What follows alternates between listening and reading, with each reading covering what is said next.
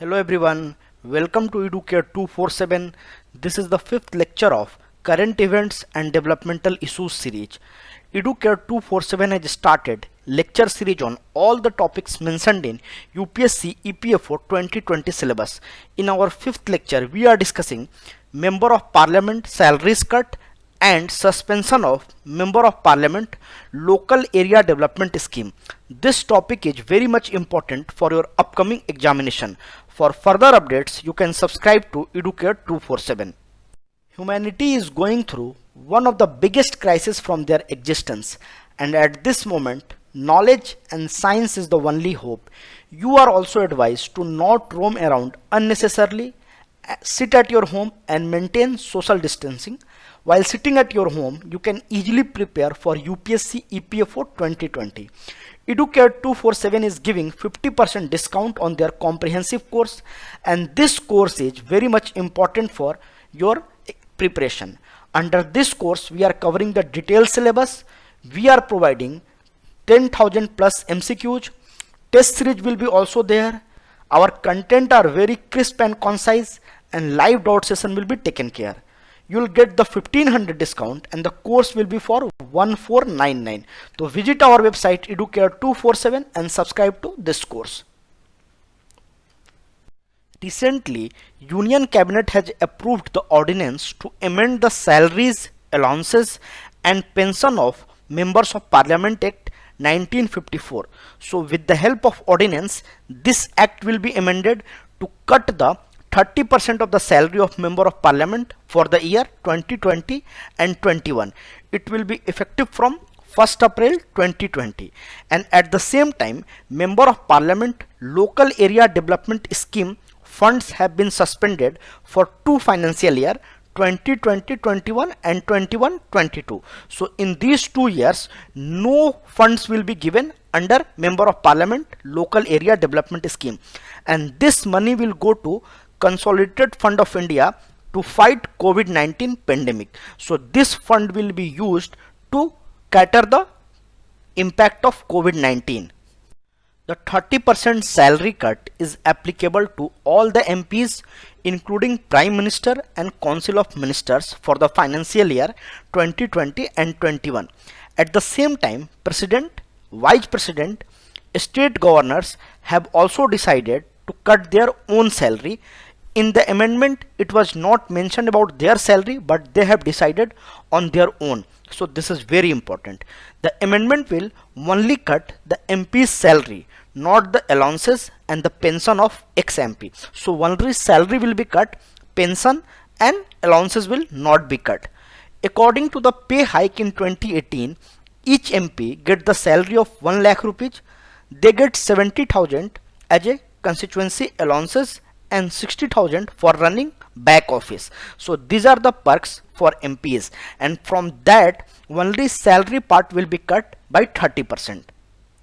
This salary cut and fund suspension will save 8,000 crore rupees, and this fund will be redirected to the Consolidated Fund of India.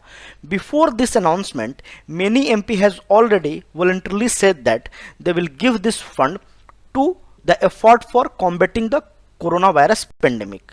74 Rajya Sabha MPs have contributed to 100 crore rupees, and 265 Lok Sabha MP have given to 265 crore rupees, and these funds will also be used to fight the coronavirus pandemic.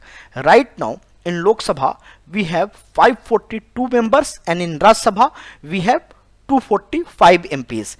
In this 12 nominated Rajya Sabha MPs included. So basically it is showing the responsibility of MPs, so they are together in the fight of coronavirus. This is very important initiative by Government of India. Let us see some important initiative of Government of India to collect more funds. Central government employee will donate 1 day of their salary to fight the coronavirus pandemic. Telangana government has already announced the salary cut, and Government of India has launched Pradhan Mantri Garib Kalyan Yojana.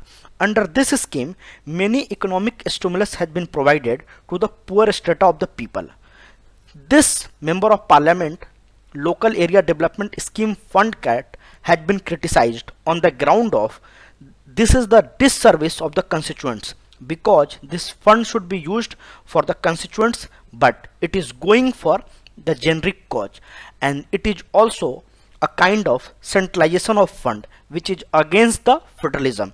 MP should have right to use their own funds, but now it has been centralized, so it is kind of against to federalism. So this two criticism has been given for this cut. Let us understand Member of Parliament Local Area Development Scheme. This scheme was announced in December 1993, and earlier it was under the control of Ministry of Rural Development. But in October 1994, it was transferred to Ministry of Statistics and Program Implementation. Let us understand some important objectives of this scheme.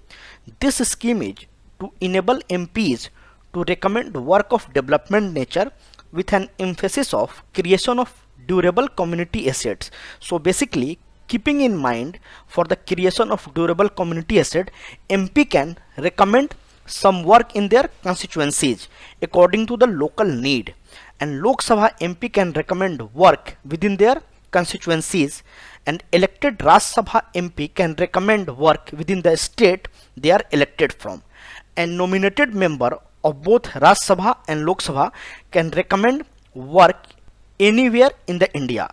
So this scheme is basically focused on creating durable assets like drinking water, primary education, public health, road, sanitation system. It is a central sector scheme, and under this scheme MP gets 5 crore rupees fund annually. So this is very important scheme for the local area development. Hope you have enjoyed the video. If you have enjoyed the video, like, share and comment, and subscribe to Educare 247. Thank you and happy learning.